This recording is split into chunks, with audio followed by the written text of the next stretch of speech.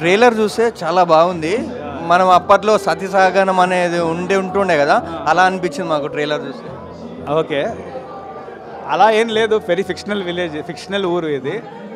So చూడండి, 22nd release అవుతుంది. It's a very different film. అందరూ అదే చెప్తారు డిఫరెంట్ ఫిలిం అని, బట్ ట్రైలర్ టీజర్ చూస్తే మీకే అర్థమవుతుంది అంత different film. And it's a very commercial film, very commercial film. Content driven films కమర్షియల్గా కూడా ఉండొచ్చు అని ఈ సినిమా చెప్తుంది.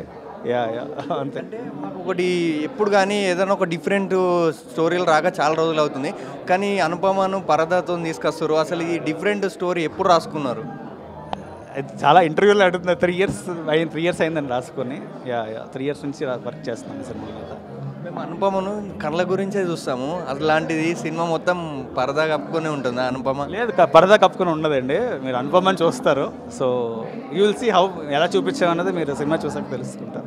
అంటే ఇందులో సీన్లు చూస్తే మాకు ఏదొక్కనో నార్త్లో వారణాసిలో తీసినట్టు అనిపిస్తుంది. నిజంగానే నార్త్లో తీసారా? తీసాం. మనాలి, ధర్మశాల, లే లదాఖ్, ఇక్కడ చాలా ప్లేస్లో తీసాం సినిమా. యా.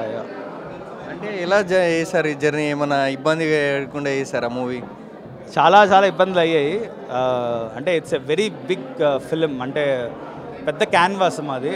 మా చిన్న సినిమా అయినా మాకు అది పెద్ద బాహుబలి లాంటి సినిమానే. సో సినిమా చూసాక తెలుస్తుంది మేము ఎంత కష్టపడ్డాం అన్నది.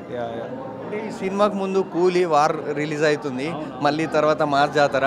అసలు ఈ డేట్ని ఎలా ఫిక్స్ చేశారు? అది మధ్యలో మాకు స్పేస్ దొరికింది రిలీజ్ చేయడానికి.